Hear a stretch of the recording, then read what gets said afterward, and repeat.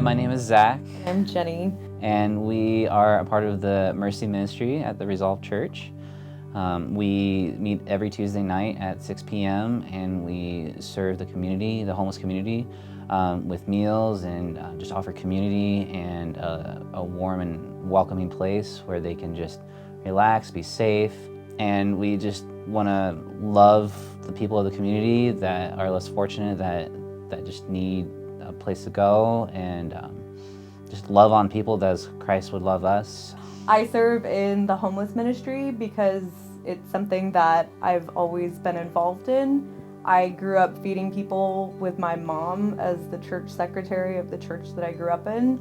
And so I've never been afraid of homeless people, and I've never been intimidated by them because I see them as someone like myself. And I don't know, it's not hard to imagine being displaced in a city that's so expensive to live in. It's important to serve our community, and these are the people who need love the most.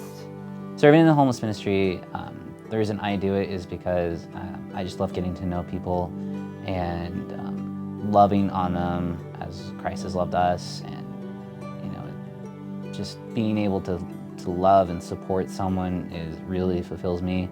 So just being able to make someone feel welcome and loved makes me feel amazing. And tea and apple cider and hot chocolate.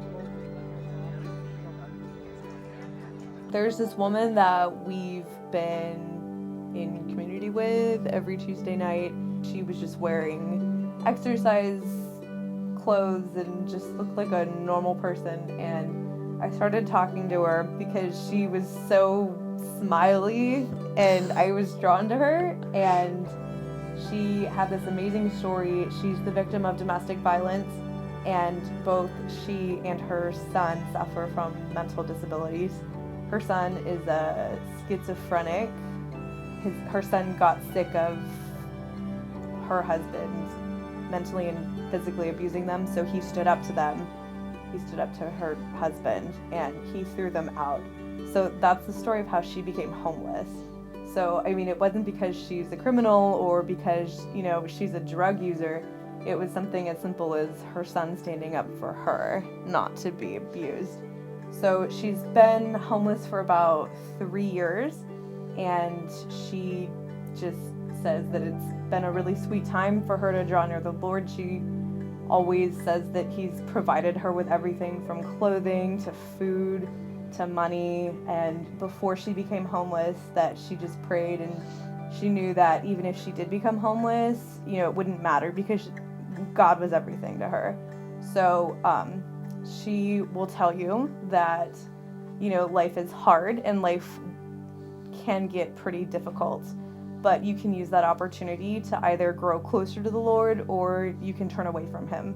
And she says that it's been a sanctification process and it's absolutely brought her closer to God. She says, they can take everything away from me, but they won't take you away from me, Lord. She literally says that. It's amazing. She's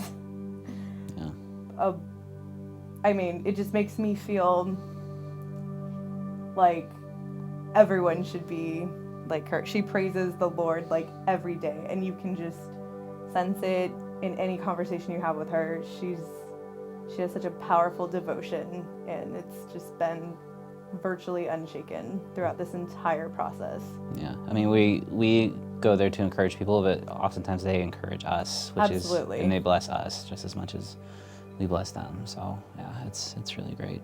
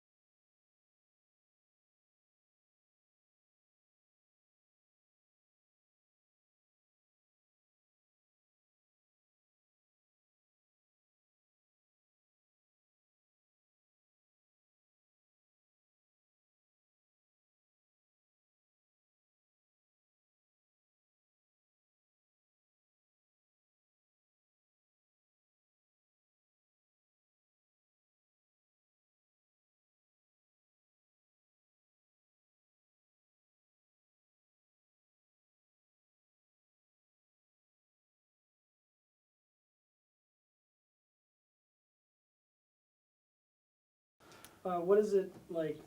What's the whole process of this whole thing? You know, like you talk about how you provide food.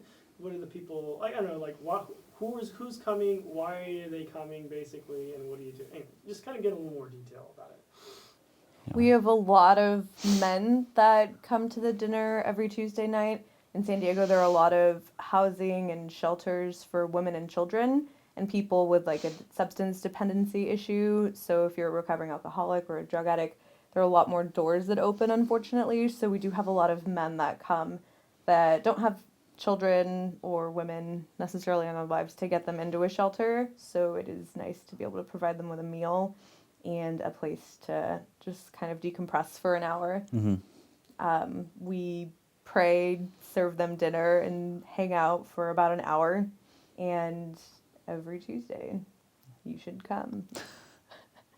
So far, so good. He can edit this.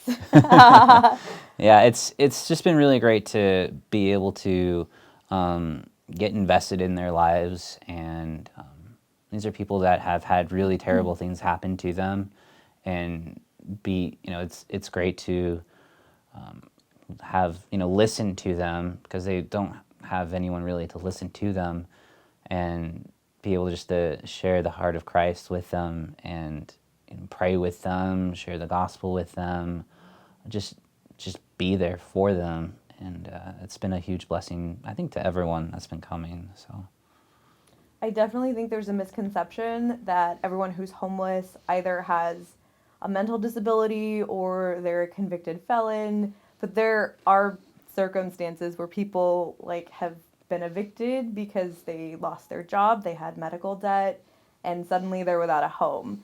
And so they're normal people who've been displaced. And San Diego has a really large homeless population, and San Diego doesn't necessarily want to address it because they think a lot of people believe that homelessness is a choice. And there's a very strong opinion that anyone could get a job if they really wanted to get a job. And that's not necessarily true, because someone who makes $10 an hour and works 40 hours a week would not be able to pay for rent in San Diego. That's a fact. The poverty percentage guideline in San Diego is about $1,700 per individual, and that's a pretty high rate. I mean, if you go anywhere else, that's a decent living to live off of. You can absolutely pay for your rent and for food, but in San Diego, it makes it a little bit more difficult. Why do you guys do this?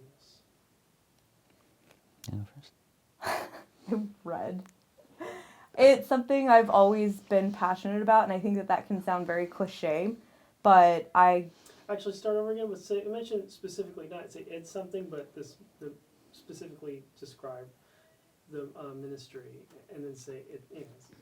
Before you describe the ministry, say I. Okay. You know what I mean. Right. What he said. I